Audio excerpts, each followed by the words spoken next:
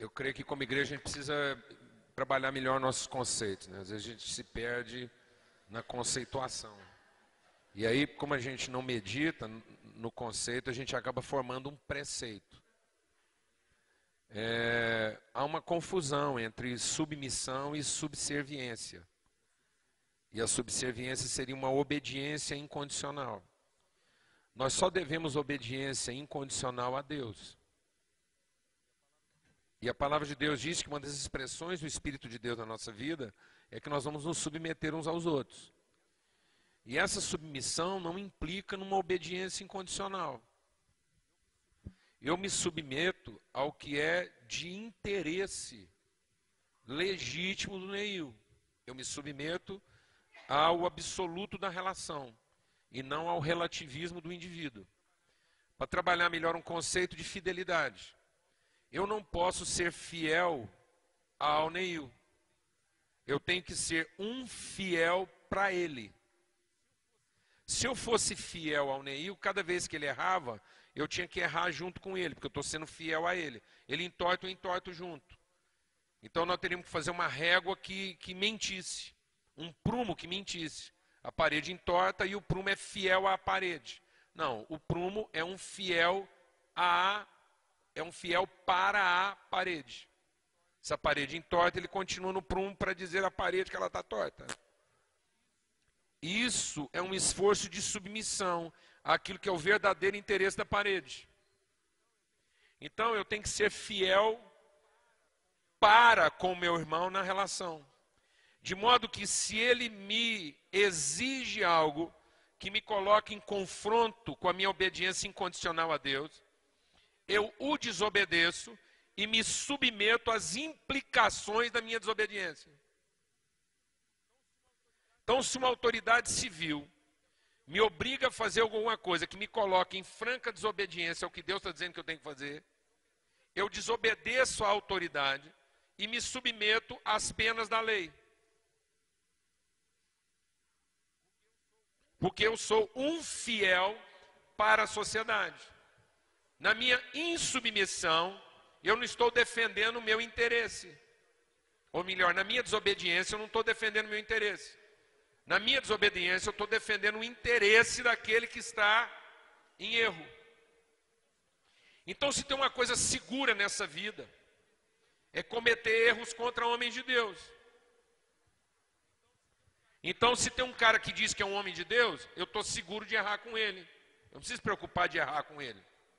Porque quando eu erro contra um homem de Deus, ele vai me tratar bem, de maneira justa, vai perdoar meus pecados e vai me conduzir à verdade. Eu estou ajudando o ministério dele. Então eu não preciso ter esse medo. Glória a Deus, amém. Eu estou valorizando a relação. Agora, se eu cometo um erro com ele e ele me trata mal, então está patente que ele não é um homem de Deus. Então eu não tenho essa obrigação de ficar aqui perdendo noite de sono para saber aonde vai esse nível de obediência, mas eu me submeto à relação, eu me submeto à legitimidade da relação, à honestidade da relação. E sofro as penas implicadas nisso. Então, as mulheres, por exemplo, têm sofrido muito com essa questão da submissão incondicional. A submissão da mulher não é subserviência, é submissão naquilo que é de interesse legítimo da relação. Então é possível que ela desobedeça e se submeta. Eu posso desobedecer uma autoridade colocada sobre minha vida quando ela está laborando em erro. E submeto-me às implicações dessa desobediência. Alguém vai ficar nervoso, a chapa vai ficar quente, a comunicação vai ficar difícil, eu me submeto a isso. Em favor da relação. É justamente porque eu respeito a relação que eu quero ser um fiel para ele. Mas não vou ser fiel a ele no seu erro. Eu tenho a responsabilidade do enfrentamento naquilo que está errado. E onde está a minha submissão? É que eu vou sofrer as penas implicadas nesse enfrentamento. Inclusive o risco de ser mal interpretado. Agora, o que muita gente faz é que ele percebe alguém em erro e ele prefere criticar. E quando ele critica e se ausenta da relação e não confronta, ele só está defendendo uma única pessoa. Ele mesmo. Ele está se safando de uma relação difícil. E quem se safa de uma relação difícil não é um salvo, é um safado. Então hoje em dia tem muita safadeza na igreja em nome da submissão. Safado quem manda e safado quem faz que obedece. Isso é uma promiscuidade. É uma relação de prostitutas.